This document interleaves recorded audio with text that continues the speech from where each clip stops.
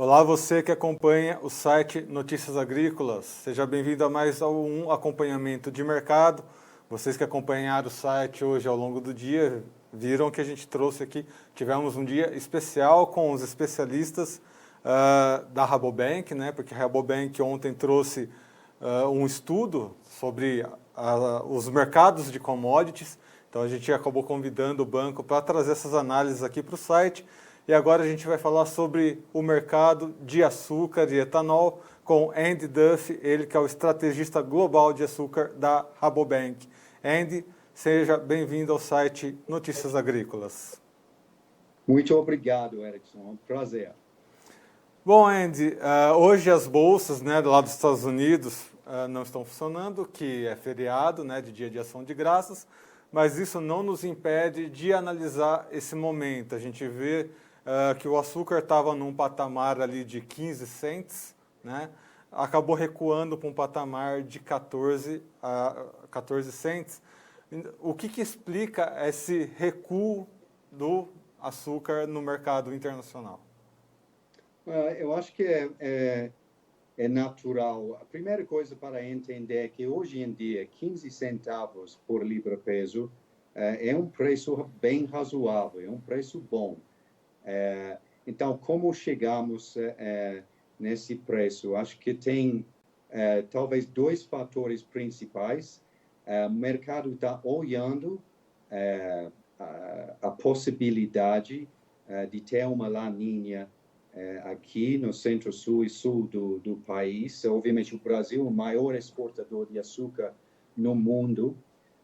Então, o mercado está de olho em quais as possíveis consequências de La Niña ao longo desses próximos meses, dado que a gente já passou por uma seca desde março, ou seja, durante a grande parte desse ano. Então, tem preocupações a respeito da moagem no ano que vem no Centro-Sul. E outro grande fator é o que está acontecendo na Índia. E na Índia, a safra vai ser enorme, acho que isso é reconhecido por todo mundo. É mais uma questão de quanto desse açúcar vai sair para o mercado. E isso tem muito a ver com a autorização da parte do governo indiano de subsídios para viabilizar essas exportações. E a expectativa há uns meses foi que esses subsídios seriam anunciados em outubro, por aí, e todo mundo, por isso, esperaria um fluxo de açúcar indiano no mercado a partir de dezembro, janeiro. Mas até agora eles não anunciaram nada. Então, tem um outro ponto de interrogação a respeito da disponibilidade de açúcar indiano. E isso, se realmente tem um fluxo menor da Índia, pode realmente apertar o mercado, especialmente no primeiro trimestre. E acima disso, Erickson, você tem talvez possíveis impactos dos furacões na América Central recentemente, na disponibilidade de açúcar, e você tem na Europa também uma safra que de certa forma foi comprometida por uma doença da beterraba lá. Então, tudo isso, acho que é isso que realmente está atrás disso. E talvez um fator que não tem muito a ver com o açúcar em si é o fato que o mundo em geral é um pouco mais preocupado com a perspectiva, a possibilidade de inflação no futuro, e geralmente uma reação dos investidores em geral com perspectiva dessas é colocar um pouco mais dinheiro nos mercados de commodities. E isso aconteceu. Então, isso também ajuda a elevar e apoiar os preços. Então, isso é a situação atual. Certo. Então, nós temos esses fatores, né, esses fatores de demanda e de clima. E nós temos informações de outros analistas, né, no nosso acompanhamento de mercado, e a última opinião que nós tivemos com relação a isso é que a gente vê que o mercado mais curto, né, o spot aqui em março 21, ele vinha mais forte, exatamente olhando para a demanda brasileira, para essas questões climáticas, mas os contratos mais alongados não eram tão fortes quanto o spot. E a gente vê exatamente hoje esse cenário se repete, apesar da queda, né? O contrato março 21 a 14 cents, 14,79, mas os contratos mais alongados caindo aí para 13 e se mantendo aí até outubro de 2021. Talvez seja um reflexo disso que o senhor acabou de falar. Isso é pertinente? É uma tendência aí que mostra que realmente o mercado não tem tanta força para continuar a escalada de preços? Eu acho que, na minha opinião, é isso mesmo, Erickson. A gente está nessa situação em que temos essas dúvidas a respeito de dois eventos que vão ser resolvidos ao longo dos próximos 3 ou 4 meses. Ou seja, a La Niña é uma incógnita hoje, mas, vamos dizer, em março ou abril, vamos saber se realmente teve impacto ou não. E a respeito dessas dúvidas sobre a Índia, a grande maioria das pessoas avaliam que eles vão autorizar subsídios para exportação logo mais tarde. É quase impossível imaginar que eles não vão fazer isso. E uma vez que isso aconteça, realmente essa dúvida vai sair do mercado. E acho que muitas pessoas estão apostando que estamos falando de um atraso da saída de açúcar indiano, mas no momento nada em termos de mudança de volume. Então, eu acho que no momento tem uma possibilidade desse aperto do mercado no primeiro trimestre, ou talvez no primeiro semestre do ano. Mas daí para frente, o mercado, quando você olha as expectativas para a produção, mesmo contando com uma recuperação da demanda, o mercado parece muito bem equilibrado.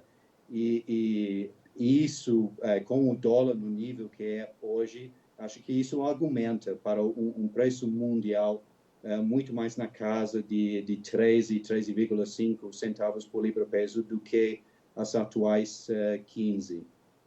E vamos focar aqui no trabalho que vocês trouxeram, né, nas análises que vocês trouxeram, que o que a gente percebe, né, que apesar de todas essas flutuações, essas incertezas de mercado, né, principalmente com relação ao clima, apesar de todas essas confusões que houveram ao longo desse ano, o setor de cana brasileiro soube se posicionar muito bem, né? Você trouxe aqui na sua análise exatamente isso, que o mercado brasileiro de cana-de-açúcar soube se posicionar e aproveitar, por incrível que pareça, um bom momento aí, né? Diante de tanta incerteza, tantas flutuações aí de mercado, as usinas brasileiras souberam se posicionar.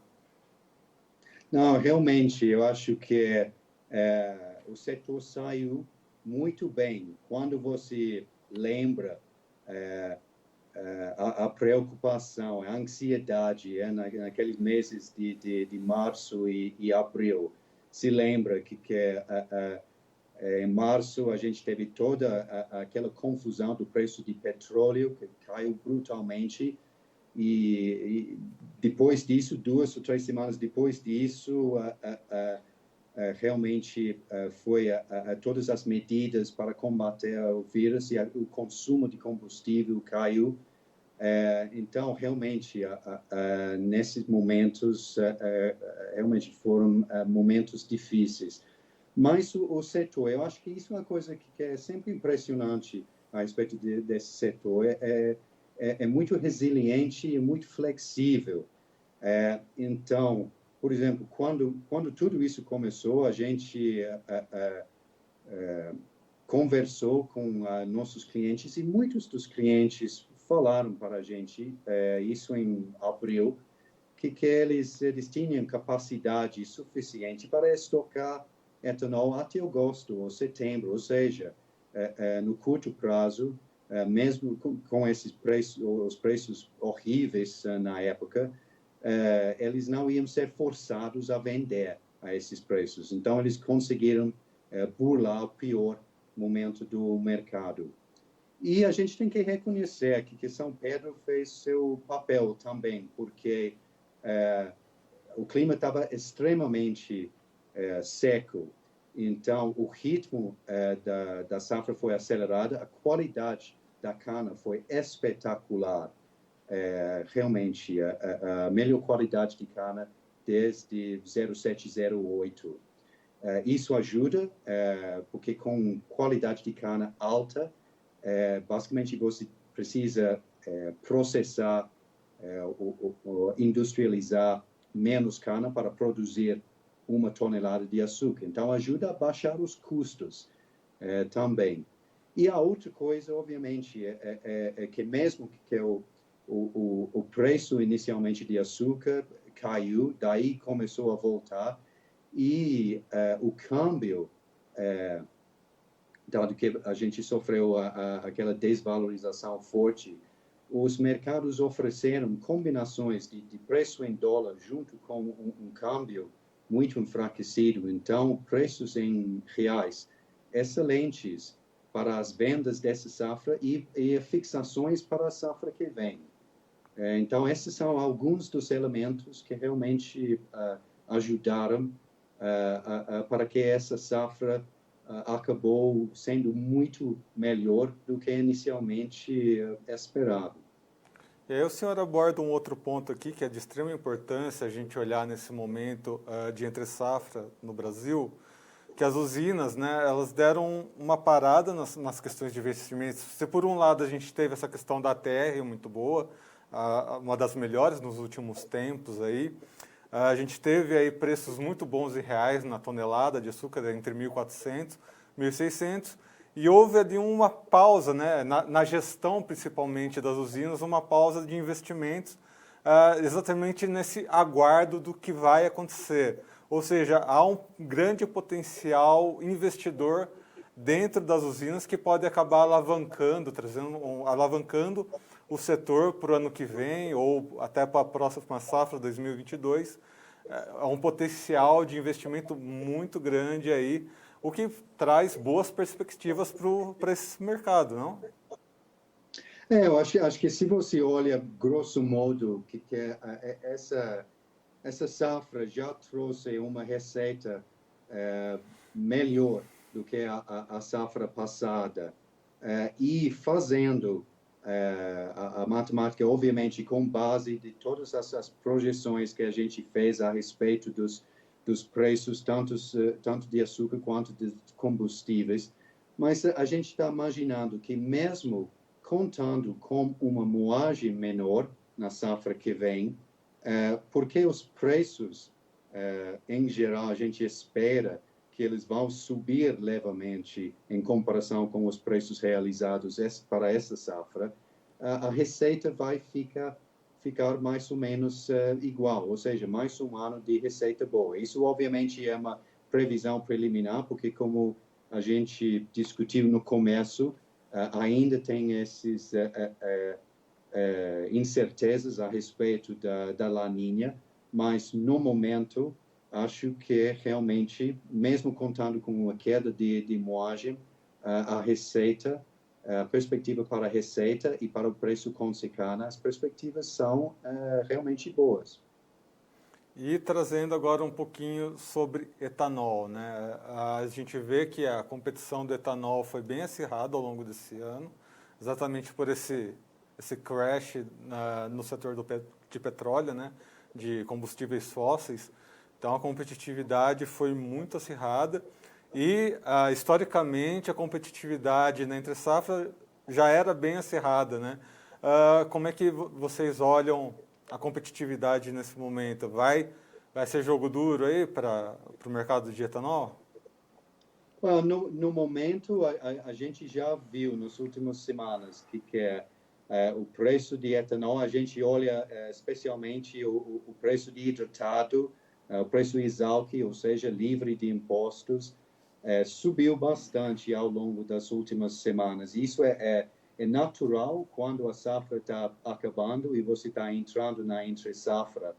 Mas, realmente, hoje em dia, a gente está só levemente abaixo do preço máximo da entre-safra passada. Ou seja, nem entramos em dezembro e já estamos com um preço de etanol que é pertinho do preço máximo durante a entre-safra passada.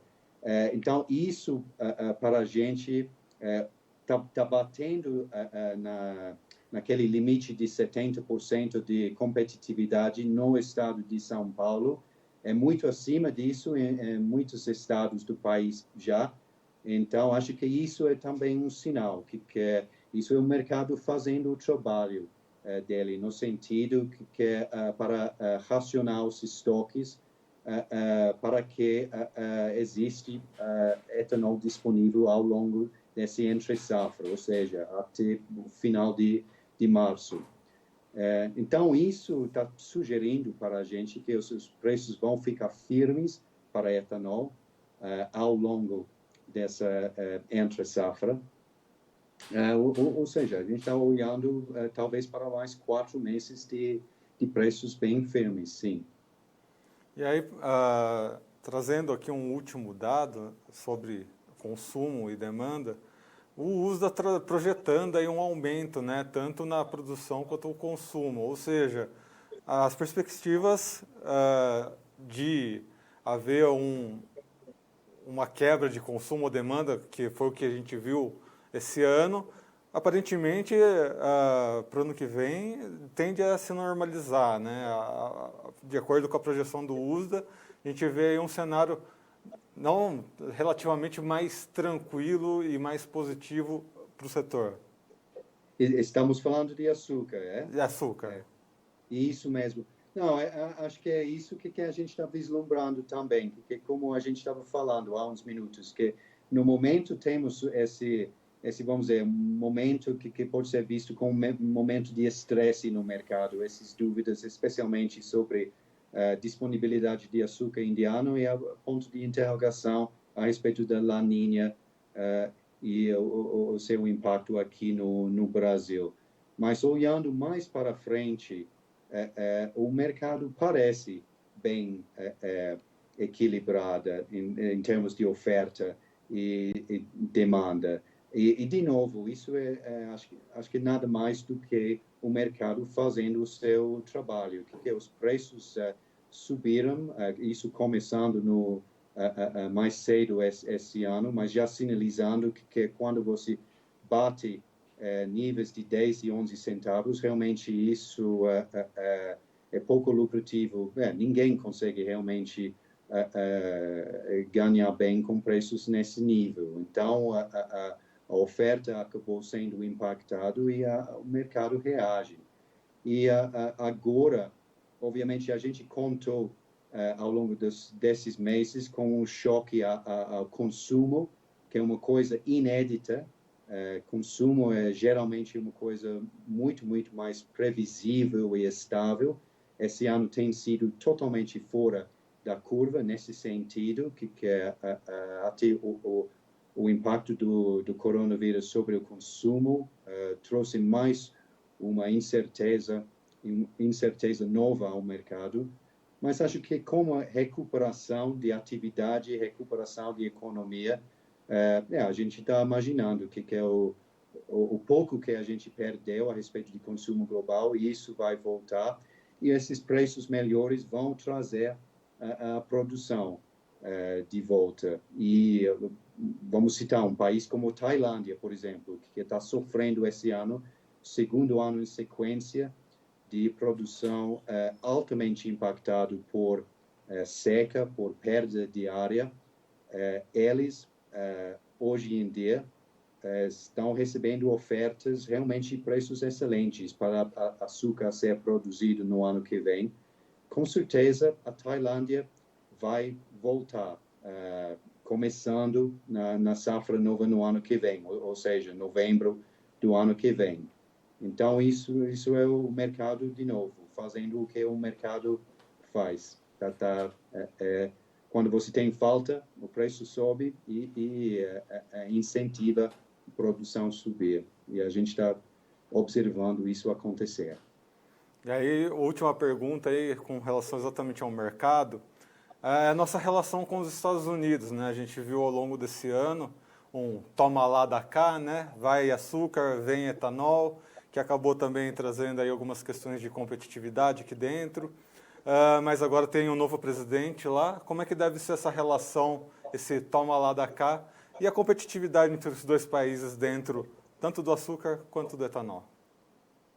Bom, eu acho que muito disso talvez é melhor consultar analista de política em vez de analista de açúcar, porque eu acho que acaba sendo muito mais, vamos dizer, as decisões, se você está falando de decisão a respeito de tarifa de importação de etanol, por exemplo, eu acho que isso acaba sendo um assunto altamente política e talvez para quem está dentro do setor de açúcar ou etanol, na verdade, às vezes essas decisões são feitas olhando, vamos dizer, um quadro muito maior do que simplesmente o mercado de açúcar, o mercado de etanol. Por isso, eu estou reticente a realmente me posicionar muito sobre isso. Eu sei bem meus limites. Felizmente, no caso de açúcar, não tem muita concorrência. O mercado de açúcar é bem diferente do mercado de grãos. Estados Unidos é grande importador de açúcar, importa uma quantidade razoável de açúcar do Brasil e vamos esperar que eles vão continuar fazendo isso. Mas não, a gente não tem concorrência como é a situação com soja e milho, por exemplo. Então, eu espero que isso seja uma resposta adequada. Acho que isso é uma resposta dentro das minhas competências, para ser honesto. Situações que só o tempo dirá. Muito bem, Ed Duff, muito obrigado pela sua participação aqui no site Notícias Agrícolas. Seja sempre bem-vindo aqui ao nosso site. Muito obrigado, Erickson. Uma boa tarde para você. Uma boa tarde e uma boa tarde também a todos que nos acompanham aqui no site. Continuem conosco. Logo mais traremos mais informações da safra, né? As realidades da safra e as realidades de mercado. Logo mais também trazendo aqui mais entrevistas, mais informações para você, produtor rural mais bem informado do Brasil que nos acompanha. Lembrando que estamos em todas as redes sociais, então nos acompanhe também nas redes sociais. E você que está nos assistindo aqui no YouTube, lembre-se de se inscrever no nosso canal, ativar o seu sininho, para sempre receber notificações no momento que os vídeos entram no ar, entram ao vivo, para não perder essas informações quentinhas no momento em que elas acontecem. Muito bem, eu vou ficando por aqui, sou Erickson Cunha, para o site Notícias Agrícolas. Até mais. Um abraço.